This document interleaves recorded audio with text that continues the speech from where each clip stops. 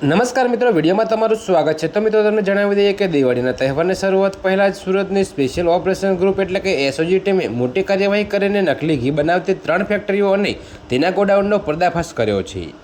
જી હા મિત્રો, તો તમને વધુમાં એ પણ જણાવી દઈએ કે જોકે મિત્રો મળતી માહિતી મુજબ અમરોલી અને કોસાડ વિસ્તારમાં થયેલા આ દરોડામાં પોલીસે 9,919 કિલોગ્રામ ભેળસેળ મુક્ત ઘી સહિત કુલ 1,20,56,500ની કિંમતનો મુદ્દામાલ જપ્ત કર્યો છે અને આ ગેરકાયદેસર પ્રવૃત્તિમાં સંડોવાયેલા 4 આરોપીઓને ઝડપી પાડ્યા છે।